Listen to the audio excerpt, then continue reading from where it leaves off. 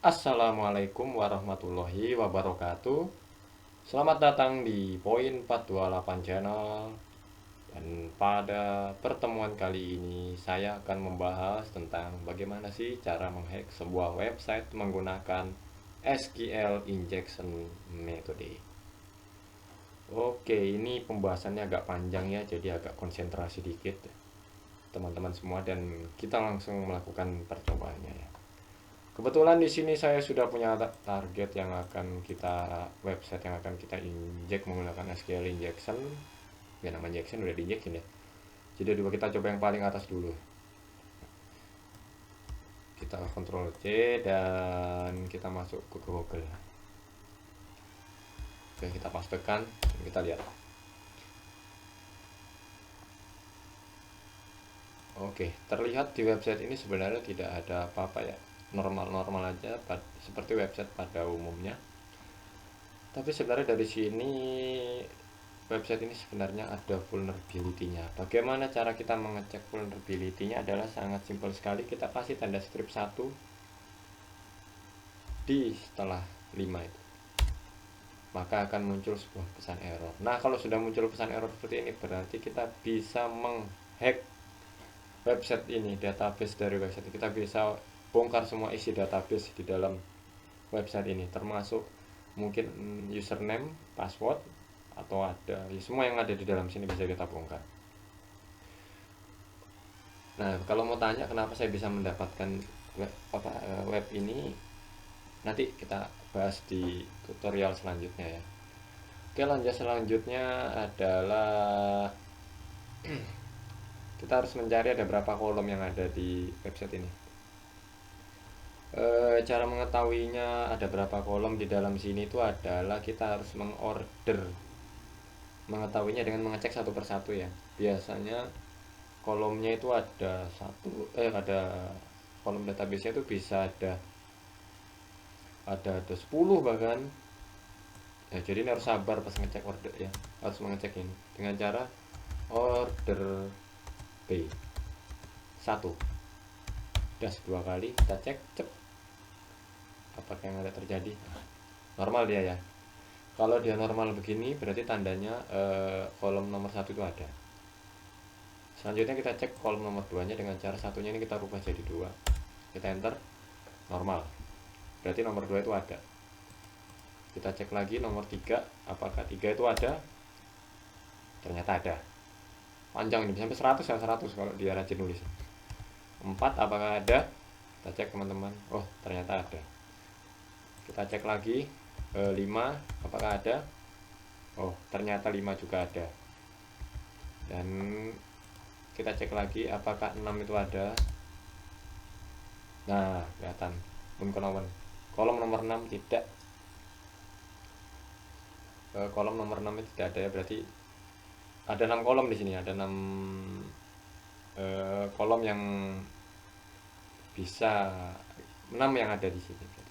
Oke, sekarang kita hapus dulu. Sorry, nomor 6 nya nggak ada, berarti hanya ada 5 kolom ya. 5 tadi yang normal. Maaf, sorry. Berarti hanya ada 6 kolom di sini. Oke. Sudah kita order B tadi ya. Terus langkah selanjutnya itu adalah dari 5 kolom tadi, langkah selanjutnya adalah kita harus mencari di kolom mana database itu bisa kita akses. 5 dengan perintah union select teman-teman. Nah, ini sudah ada union select spasi 1,2,3,4,5 das 2 kali. Ntar saya minum dulu ya teman-teman. Oke, sudah, terus kita enter. Nah, kenapa normal teman-teman? Nah, ini ya, kalau kita sudah tulis tadi union select tapi dia normal, tapi dia tampilannya normal, maka biasanya kesalahan itu adanya di sini, di sama dengan. Ini banyak teman-teman yang bingung ini. Di web saya itu saya pernah nulis, banyak teman-teman bilang nggak bisa ini. Sebenarnya masalahnya ada di sini. Kita kasih das di setelahnya 5 baru kita enter. Ada sih memang yang mau setelah sama dengan langsung 5 gitu, ada. Tapi ada juga yang untuk yang sekarang ini biasanya tidak mau, dia harus ditambah das dulu. Das, nah ini ada 2 biji ya, ada 2 sama 3. Kita ambil yang paling bawah 3. Kenapa 3? 2 juga bisa sih, karena 3 paling kecil. Oke, berarti nanti ini kolomnya ini kan ada 5. 3 yang bisa 2 sama 3, 3 yang kita ambil. Berarti nanti ini kita mainkannya di 3 sini ya, teman-teman. Kelihatan di sini ya 3. Oke, sekarang kita ngelihat dulu versi dari database ini. Versi berapa yang dia pakai? Eh, Versi SQL injection ini baiknya bekerjanya itu di versi 5 ke atas, 5 plus plus. Bagaimana cara mengetahui versi database-nya ini? Dengan perintah 3-nya tadi kita hapus karena kita mau akses nomor 3. Kita lihat add version, enter.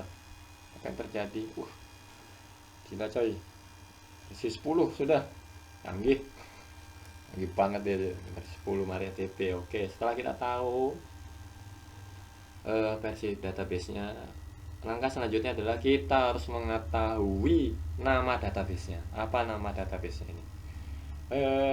Untuk mengetahui nama database-nya kita pakai perintah group concat. Add person ini kita hapus ya. Kita hapus teman-teman.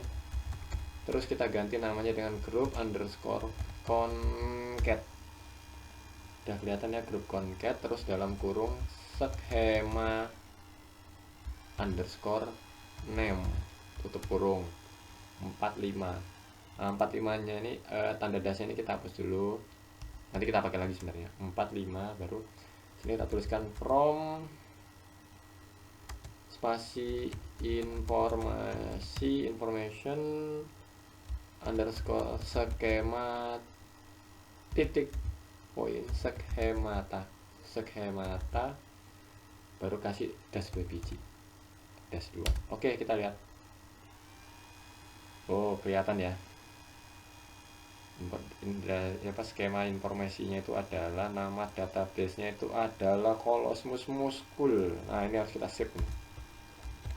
Ctrl C. Sorry, kita hapus salah satunya. Ini database-nya nanti kita pakai ini untuk mengeluarkan isi-isinya nanti semuanya. Oke, database-nya kita sudah tahu ya. Biasanya nama database itu kadang ada 2 ya, teman-teman. Kadang yang muncul di sini nih bisa sampai banyak ya.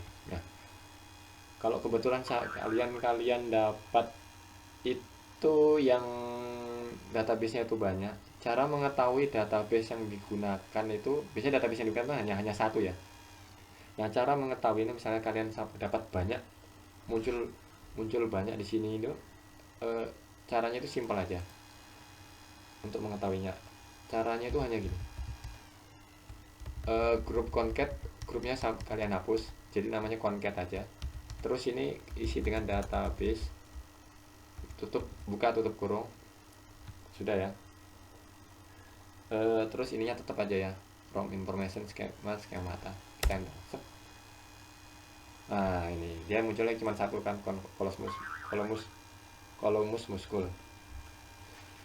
Nah, ini nama database yang digunakan ya. Oke, setelah kita tahu nama database yang digunakan, Colosmus Muscul sudah kita simpan ya. Ini harus kita simpan karena untuk mengetahui, untuk kita nanti kalau mau bongkar isinya, nama database ini harus kita munculkan juga. Oke, setelah itu kita harus mengetahui nama tabel. Oke, nama tabelnya ya. Cara mengetahui nama tabelnya itu adalah dengan perintah group concat di sini. Group underscore concat kita pakai lagi nih ya. Terus ini database kita hapus dulu yang tadi nih ya. Table name, table underscore name. Table name ini tetap ya, kita hapus dulu lah biar enak ya. From underscore from spasi information underscore skema titik table, harus pakai S ya karena banyak. Tables spasi dimana where spasi lagi table underscore skema sama dengan database tutup buka kurung dash 2 biji, kita enter. Nah, kelihatan banyak sekali ya. Ini dia, ini adalah tabelnya ini. Kita copy dulu. Table. Kita kontrol. Wah, banyak ini bisa kita bongkar semua ini. Tapi nanti yang mau kita bongkar itu adalah ini ya. Ini teman, admin. Kita bongkar isinya nanti. Oke, nanti tabel itu dia akan mencabang lagi, namanya kolom. Nah, bagaimana cara membongkar kolom dari admin ini? Oke, kita pakai lagi caranya. Dengan cara masih tetap di grup concat, cuman kita ganti jadi tabelnya ini jadi kolom. Jadi kayak dulu kolom name aja. Langsung kita enter. Sorry. Group concat kolom nom information skema, ini kan masih table ya. Nah, ini kita ganti kolom harus pakai S ya karena dia banyak. Kolom, kita enter. Nah, kelihatan kan. Jadi banyak sekali kan teman-teman. Kolom. Nah, ini kelihatan kan ada entry ID, user ID, password, tipe, semua ada ini ya. Bahayanya ya kalau database bocor ini. Bahkan saya pernah bongkar itu ada slip gaji sih. Nah, dari kolom ini sudah kelihatan ya. Di situ ada kelihatan user ID dan password. Nah, ini dia user ID. Bagaimana kita tahu user ID dan passwordnya? Bagaimana cara kita membongkar user ID dan password ini? Oke, caranya itu gampang, semuanya pokoknya serba gampang ya. Tetap di grup concat dash. Nah, kita masukkan ini karena kita mau ngambil, terserah ya, pokoknya ini user ID, kita ngambil user ID, kita copy paste ini, kita copy masukkan di sini, Ctrl V, terus kita kasihkan koma, terus 0x3a. Nah, pasti ada yang tanya-tanya 0x3a itu apa sih? Nah, ini adalah nama lain untuk titik 2 sebenarnya, fungsinya hanya sebagai pembatas ya, biar nggak bingung. Tapi jangan dilupakan juga komanya. Setelah koma, apalagi yang mau kita ambil, 2 aja ya, user ID sama password aja lah, kebanyakan. Password, Ctrl C. Nah, passwordnya sudah kita ambil ya. Terus ini kita hapus ya, sudah, karena sudah terbongkar database-nya. 45 spasi. Nah, ini kita masukkan nama database tadi. Ini yang pentingnya tadi kita tulis. Nama database-nya adalah Kolom School, Ctrl C. Jadi di sini kita sudah tulis lagi ya, from dari Kolom School. Oke, titik. Apalagi yang kita masukkan? Nama tabelnya. Tabel admin. Oke, Ctrl C, terus kita masukkan admin, baru kita tutup pakai S2, kita enter. Apakah yang terjadi? Kelihatan ini ya teman-teman. Jadi user ID-nya itu adalah ini admin, baru titik 2. Nah, titik 2 tadi itu pembatas ini 0x3a, itu namanya titik 2, dan ini adalah passwordnya. Nah, apakah benar passwordnya itu angka-angka seperti ini? Ya, tentu tidak ya teman-teman, karena biasanya kalau PHP ini website ini PHP ini, dia sudah dienkripsi, dan kalau dari bentuknya ini enkripsinya ini MD5. Nah, bagaimana sih untuk memecah enkripsi ini? Nanti kita bahas di pertemuan selanjutnya. Dan kalau sudah gini, gimana sih kalau kita sudah dapat user sama password ini, terus apa sih kita lanjutkan? Nah, kita harus mencari di mana letak pack adminnya, pack admin untuk memasukkan username dan ID. Tapi untuk mengetahui cara di mana letak adminnya, kolom adminnya, user dan password, nanti saya akan bahas di pertemuan selanjutnya. Karena untuk ini kita hanya pada pertemuan kali ini kita hanya mengetahui sedikit skrip tentang SQL injection, teman-teman. Kalian nanti bisa mengembangkannya lagi apabila ya teman-teman semua ya sekalian. Itu tadi sedikit tutorial tentang bagaimana cara menghack sebuah website menggunakan SQL injection. Apabila teman-teman punya pertanyaan atau masih bingung atau apa, bisa komen di kolom di bawah, komentar di bawah ya. Nanti saya bikinkan lagi tutorial selanjutnya. Sebenarnya masih banyak lagi nih nanti tutorial yang bakal saya bikin. Oke teman-teman, semoga tutorial yang saya buat ini bermanfaat bagi teman-teman semua. Dan akhir kata, sampai ketemu lagi di tutorial selanjutnya. Salam poin 428.